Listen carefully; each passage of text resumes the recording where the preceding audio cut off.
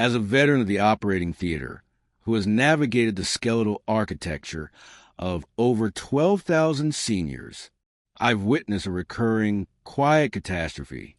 The very activity we've been told is a holy grail of longevity, walking, is frequently the silent saboteur, eroding the knees, hips, and spinal columns of those past 60. For decades, the narrative has been simple. Just keep moving, hit your steps, and your heart and joints will thank you. But inside the sterile reality of the surgical ward, we see a different story unfolding. We are seeing dedicated daily walkers, some hitting that magic 10,000 step mark with religious fervor, presented with glass knees, chronic inflammation, and cartilage so depleted that their joints sound like tectonic plates grinding in the dark. You've been fed a $300 billion fitness fairy tale, a lucrative myth sustained by the wearable tech industry, sneaker giants, and big pharma who profit every time you choose high-impact repetition over genuine structural fortification. The clinical truth is that walking alone is a one-dimensional strategy for a multi-dimensional problem. Orthopedic and vascular science actually points to a specific Pentalith of Movement. 5 precise patterns proven to restore vitality, shield the joints, and extend functional mobility by decades. Out of thousands of ways to move, only these 5 are clinically validated to flip the switch on muscle wasting, supercharge circulation, and slash fracture risks by over 40%.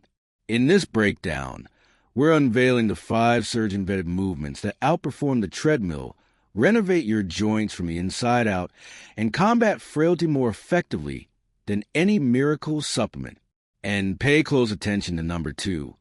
It's a maneuver so deceptively simple that specialized clinics in Tokyo are using it to restore leg power in post-op seniors 40% faster than traditional physical therapy. All supporting data and peer-reviewed studies from the likes of Harvard and the Mayo Clinic are linked below, verified and transparent. Before we peel back the curtain, a quick pulse check. Where in the world are you tuning in from, and what does your current movement routine look like? We're diving into the comments tonight to hear your stories. Seriously, every single one. Now, let's get tactical with number 5. Number 5 is the vertical lever, more commonly known as wall push-ups with progressive resistance. Most people dismiss push-ups as a young person's game or a relic of basic training. But for the over 60 demographic, the wall-assisted version is a foundational powerhouse. When the American College of Sports Medicine analyzed upper body resilience in seniors, they found that those performing these modified presses thrice weekly boosted their functional utility by 34% in just 2 months, while the walking-only group barely budged at 7%. The brilliance of a vertical lever is its ability to recruit a symphony of muscles simultaneously. Chest, deltoids, triceps, and the deep core stabilizers that act as your internal seatbelt against falls. Your upper body push power is your primary defense when you trip. It's how you catch yourself, how you exit a deep armchair, or how you handle a heavy grocery load without straining your back. By using the wall, you're utilizing gravity-adjusted resistance, allowing for a controlled, injury-proof environment. Precision is everything here.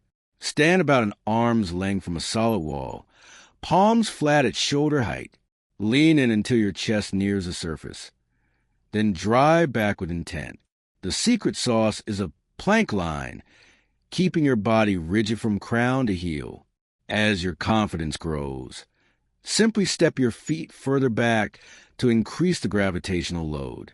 Data from the Cleveland Clinic suggests that maintaining this upper body integrity after 60 cuts rotator cuff injury rates by 41%. Take Franklin, a 70-year-old hobbyist mechanic who had given up on his vintage cars because he couldn't loosen the bolts anymore after a month of vertical levers. He was back under the hood with renewed torque. Beyond the muscle, it's about bone loading, with studies showing nearly a 3% boost in mineral density in the arms and shoulders, areas notoriously fragile as we age. Walking is a lower body monologue, but these presses turn it into a full-body conversation. This transition from just steps to targeted resistance is the bridge to true independence, and it sets the stage for our next essential movement. But hey, if this insight is hitting home, give that like button a tap and join our community by subscribing. We got a lot more science-backed truth coming your way. Number 4, the throne ascension, or chair squats with controlled tempo. This is arguably the most vital functional movement in the human repertoire, mirroring an action you perform dozens of times a day without a second thought. A landmark study in the Journal of Aging and Physical Activity highlighted that seniors who mastered this ascension improved their sit-to-stand efficiency by 43% and lowered their long-term disability risk by 38% over 2 years. This isn't just a leg day exercise. It's a masterclass in posterior chain engagement, forcing your glutes, hamstrings, and lower back to work in unison while sharpening your proprioception, your brain's GPS for where your body is in space. Your quads are first to evaporate with age, declining by as much as 40% if left to the mercy of just walking. This is why so many people start plopping into chairs or needing a launch pad push to stand up. The chair squat targets this decay while providing a safety net that makes it accessible to everyone. To execute, start at the edge of a sturdy chair, feet hip-width apart. Cross your arms, no cheating with the hands. Drive through your heels to rise. But here's where the magic happens, the slow motion descent.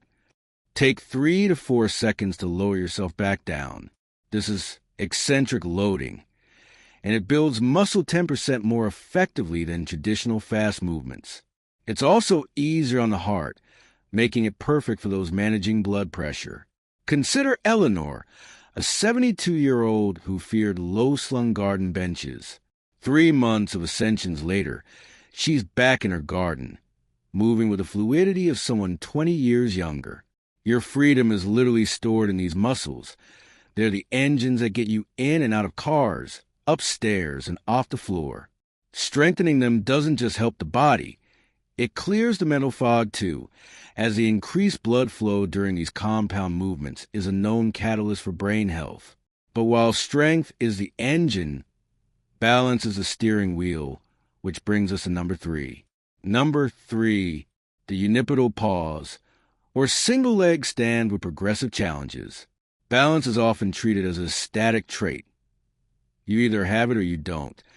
But in reality, it's a perishable skill that can be reclaimed. The Mayo Clinic dropped a bombshell discovery. The ability to balance on one leg for just 10 seconds after age 70 is a massive predictor of longevity, specifically a 50% reduction in all-cause mortality over the following 7 years. That is a staggering statistic. This movement forces a tri-system calibration between your inner ear, your eyes, and the sensors in your joints.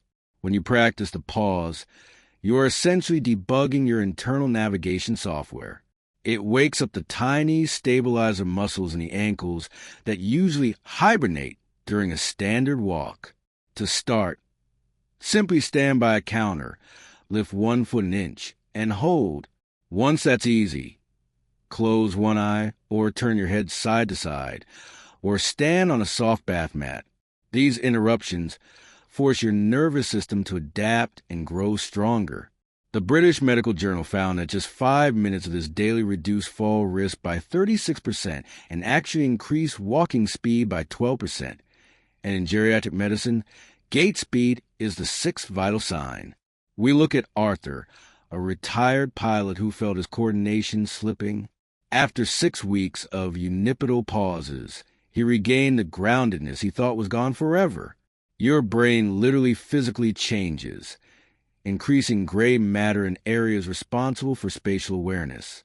Avoiding balance challenges doesn't make you safer. It makes you more vulnerable. This next movement, however, addresses a great hunch that plagues so many as the decades pass. Number 2, the scapular realignment, or resistance band rows for posture. That forward slumping posture isn't just an aesthetic concern. It's a medical condition called kyphosis that compresses your lungs, slows your digestion, and spikes your fall risk by 45%. UCLA researchers found that seniors with severe forward lean were nearly 4 times more likely to lose their independence. Walking does zero for your upper back. It might even encourage the slouch if you're looking down at your feet. The scapular realignment targets the rhomboids and rear deltoids, the postural anchors that pull your shoulders back and open your chest. Using simple resistance band is superior to heavy weights because it offers variable tension, getting harder as you pull, which perfectly matches how your muscles actually work. To perform, anchor a band at chest height. Step back to create tension and pull toward your ribs. Imagine you're trying to pinch a coin between your shoulder blades. The Archives of Physical Medicine and Rehabilitation reported that 3 sessions a week improved posture by over 3 inches and slashed chronic back pain by 58%. It's also a breathing hack, opening the rib cage and boosting lung capacity by 23%. Think of Sylvia, a lifelong photographer who could no longer hold her heavy camera steady due to neck pain. 2 months of rowing, and she was back on the trail, standing tall and pain-free. This isn't just about looking younger. It's about breathing deeper and moving with authority. But the number one spot is held by a movement pattern that is essentially brain surgery through motion. Number 1, the fluid architecture, or Tai Chi movement patterns for neural rewiring. This is the ultimate counteraging protocol. When Harvard Medical School tracked 1,200 seniors over 5 years, those practicing Tai Chi for just 20 minutes, 3 times a week, saw their fall risk plummet by 47%. That outperformed every other exercise combined, walking, weights, and stretching. Tai Chi is unique because it isn't just physical, it's cognitive choreography. These slow, liquid movements require constant weight shifting and cross-body coordination, creating a neural storm of growth.